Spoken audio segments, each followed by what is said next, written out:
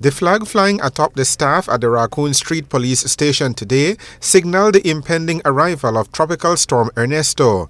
Forecasters at the Belize Weather Bureau kept a close watch on the progress of the tropical cyclone this morning as enhanced satellite imagery showed a healthy-looking storm carrying winds of up to 65 miles per hour. The current position and the forecast track for Ernesto would suggest that the storm is most likely to impact the northern coastal areas of Belize late Tuesday night or early Wednesday morning. With further intensification expected for this system to a hurricane, we could very well be faced with a hurricane impacting the coastline when the storm makes landfall late Tuesday night. That leaves a very small window of opportunity for final preparations to be made ahead of the arrival of the tropical storm. Tench says the entire country could be impacted by the storm. Current projections would suggest that the storm would quite likely make landfall late Tuesday night or early Wednesday morning.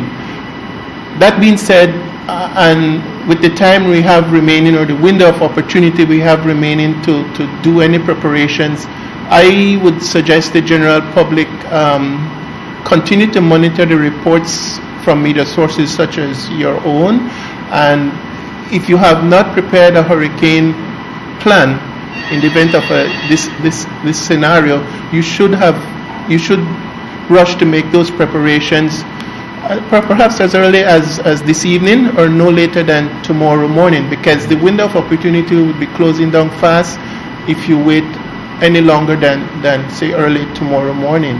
That is why the Belize City Council this afternoon activated its Emergency Operations Center and finalized arrangements for the hurricane shelters in the Old Capital to be ready if needed to house persons seeking refuge from the approaching tropical storm on Tuesday. Voluntary evacuation is in place and in effect for all islands. The swing bridge will be sung at 6 p.m. this evening, and we're also coordinating other swingings of the bridge for tomorrow. Mayor Bradley says months of preparations have put the council and its operational committees in a high state of readiness to assist residents of the commercial capital to weather Tropical Storm Ernesto. We have a CMO committee, and the CMO committee is chaired by myself. The councillor with responsibility for CMO is Councillor Willoughby, and we also have an internal coordinator who is Mr. Usher, who's right behind me. And what happens is that when we meet, we've been meeting on a monthly basis, and those meetings are attended by councillors and also members of various subcommittees. So we have a committee of the City Council who deal with all aspects of emergency preparedness and management. We also have stakeholder participation from entities, for example, persons who deal with handicapped persons. One of the areas that we're looking at is that many of our shelters are not equipped for persons who have disabilities, and so those are things that we are trying to address going forward, and so our meetings have participation from representatives of those bodies. Forecasters expect that the residual effects of the tropical storm will be felt in Belize long after the storm has passed. I expect the storm, once it makes landfall, whether late Tuesday night, Wednesday morning, the sustained effects of this storm will continue through the greater part of Wednesday, and some type of residual rainfall activity will continue into Thursday. However, it looks to me like Thursday, which should start to see relative improvement in weather conditions for most areas. Preparing for the inevitable comes tomorrow before the storm approaches more nearer to Belize. We wouldn't want to say that it cannot develop beyond that category 1 and 2, and you are making preparations to go to a shelter. So if needs be, and we don't have to react with a knee-jerk reaction, and we would need to evacuate the city, we need to be prepared again to look at the worst case scenario in terms of evacuating. So at tomorrow's briefing, we will then, the mayor as the head will state the shelters that will be open, and we go from there. I just want to very quickly make this point, that the actual opening of a shelter is something that it's not something that we could announce right now, because of course when persons move into shelters, we don't want to do that too quickly, because moving into a shelter, it requires organization, it requires people to be there, it requires a certain amount of food, logistics, support.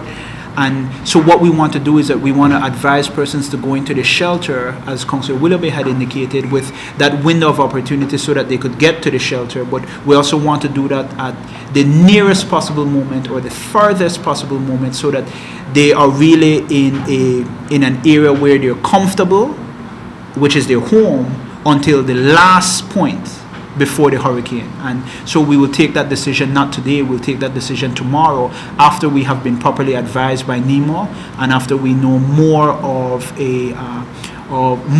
where the storm will hit directly and what are eventualities in terms of dealing with that. So until the storm makes landfall, the official advice is to stay tuned to advisories from NEMO and the Belize Weather Bureau. With the landfall likely over the northern part of the country, and I'm suggesting Corozal and Orange Walk districts as the most likely area for landfall, that part of the country will probably experience hurricane force winds. The rest of the country, let's say, for argument's sake, south of Belize City will most likely experience tropical storm force winds. Those are winds anywhere between 39 to 73 miles per hour. So it all depends, it all hinges on how much intensification occurs between now and tomorrow.